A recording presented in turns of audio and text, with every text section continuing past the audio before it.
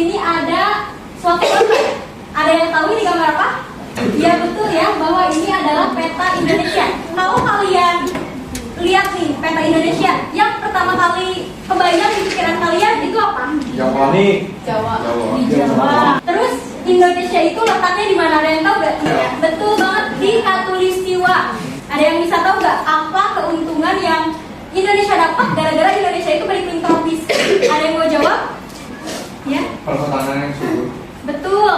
Kalau dikaitkan nih dengan materi yang sudah teman-teman pelajari sebelumnya, bagaimana? Teman-teman udah belajar keanekaragaman hayati belum? Sudah.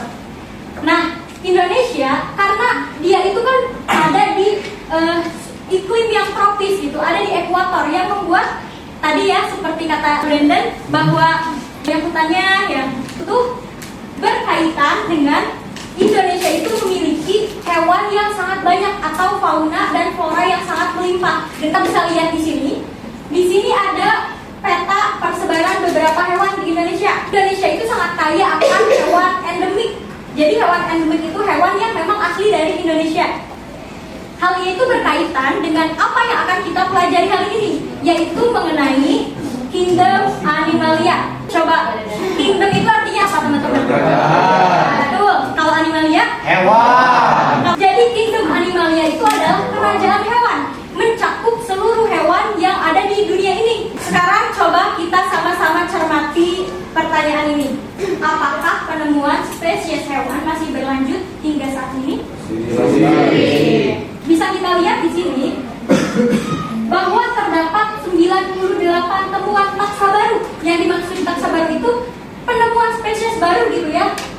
Dan itu tuh menurut Pusat Riset Biosistematika dan Evolusi BRIN. BRIN itu merupakan suatu lembaga di Indonesia yang fungsinya itu untuk melakukan penelitian, untuk menemukan hal-hal yang baru gitu dalam dunia saintifik. Apa itu taxa baru? Seperti yang sudah disinggung tadi bahwa taxa baru itu kelompok makhluk hidup yang baru ditemukan. Kenapa penemuan taxa baru itu penting? Karena itu menambah wawasan dan juga menambah keanekaragaman hayati. Ini adalah beberapa fauna atau beberapa hewan yang ditemukan. Inilah tujuan pembelajaran kita pada hari ini. Pertama, untuk menguraikan ciri umum dari kingdom animalia. Yang kedua, mengidentifikasi kelompok hewan vertebrata dan juga invertebrata. Yang ketiga, untuk menganalisis peran kingdom animalia dalam kehidupan sehari-hari. Dan yang terakhir adalah untuk membuat solusi terkait permasalahan yang berkaitan dengan kingdom animalia. Menurut kalian, hal yang paling menjadi permasalahan gitu ya akhir-akhir ini bagi kingdom animalia itu apa sih? Dan masih banyak lagi. Seperti kita lihat nih yang ada pada data, lebih dari 46.300 spesies yang terancam punah. Yang paling banyak punahnya itu adalah amfibi, terancamnya itu 41%. Kalian mau tahu gak alasannya kenapa? Kalau kalian mau tahu alasannya kenapa, kita akan belajar di materi yang berikutnya. Kita itu penting untuk mempelajari mengenai kingdom animalia. Hal ini itu sesuai dengan tujuan pembangunan berkelanjutan atau Sustainable Development Goals (SDGs). Ekosistem salah satunya. Dan ekosistem itu kalau kita mau kehidupan kita berkelanjutan harus seimbang. Beberapa langkah kecil yang bisa kalian lakukan untuk membuat seimbang gitu ya, untuk berkontribusi dalam SDGs. Poin ke-15 ini contohnya. Jadi SDGs itu merupakan suatu tujuan gitu ya yang diciptakan untuk mencapai 17 tujuan pembangunan. Tujuannya itu supaya kita hidup berkelanjutan. Contohnya itu kan ini poin ke-15 itu life on land, yang berarti kita itu hidup kehidupan di darat itu. Dan kingdom animalia itu berhubungan dengan SDGs poin ke-15. Kingdom animalia itu mengacu pada spesies hewan di bumi. Kingdom animalia itu memiliki beberapa karakteristik atau ciri yang umum. Cirinya di sini yang pertama adalah merupakan kelompok organisasi multiseluler. Kelompok hewan itu dibagi menjadi dua kelompok besar. Tentunya hewan ini tuh punya peran masing-masing di hidup kita.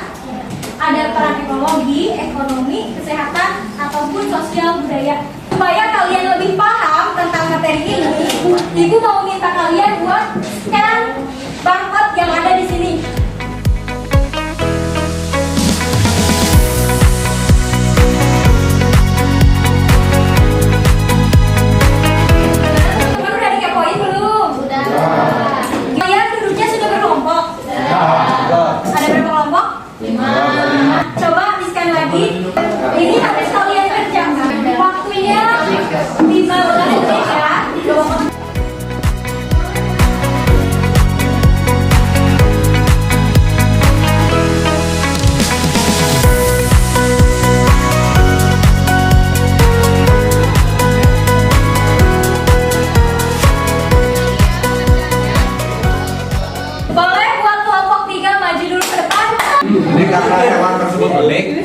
permintaan di pasarnya itu tinggi, dan karena banyak diburu, belum memiliki undang-undang akan hewan tersebut, jadinya penegak hukumnya itu kurang. Ada satu lagi yang harus di-scan. Di sini ada beberapa soal yang harus kalian isi. Kalian boleh scan aja langsung asesmennya. Oke, bagaimana teman-teman? Apakah sudah dikerjakan asesmennya? Sudah. Pada bisa semua ya, hebat-hebat.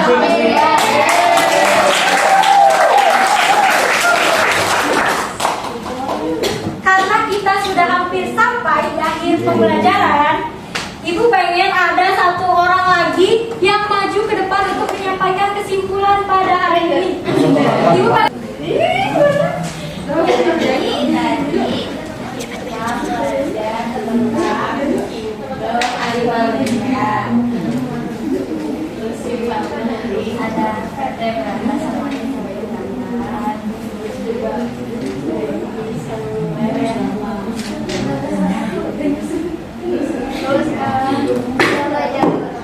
ini ada sedikit review materi. Yang pertama adalah bahwa kingdom Animalia itu dibagi menjadi vertebrata dan juga invertebrata. Vertebrata itu kelompok yang memiliki tulang belakang, sedangkan invertebrata itu tidak memiliki tulang belakang. Nah, karakternya di sini kita bisa lihat ya. Kalau yang vertebrata tulang belakang itu ada, yang invertebrata tidak ada. Terus rangka nih, kalau yang vertebrata itu rangkanya itu endoskeleton, sedangkan yang invertebrata itu exoskeleton. Nah, sistem peredaran darahnya nih, kalau yang vertebrata itu tertutup, nah sedangkan kalau yang invertebrata itu tuh peredaran darahnya tuh terbuka gitu. Untuk sistem pencernaannya, yang vertebrata itu lengkap ya, dan sedangkan yang invertebrata itu masih sangat sederhana gitu. Dan kalau yang perkembangbiakan, kalau yang vertebrata itu seksual, sedangkan di vertebrata itu ada yang seksual, ada yang aseksual. Bagaimana kesan pembelajaran pada hari ini? Ibu pengen dong ada satu orang lagi yang menyampaikan pendapatnya terkait pembelajaran hari ini. Pembelajaran hari ini seru, jadi kita bisa belajar tentang biologi yang kayak terus mudah juga lagi, kata-katanya juga pada baik, terus juga penjelasannya bagus. Terus kita jadi kayak buka-buka gitu, jadi kayak makin dekat sama teman-teman. Boleh beri tangan? Oke, terima kasih banyak atas partisipasinya. Kalian keren-keren banget. Kalian sangat bersemangat. Kalian benar-benar belajar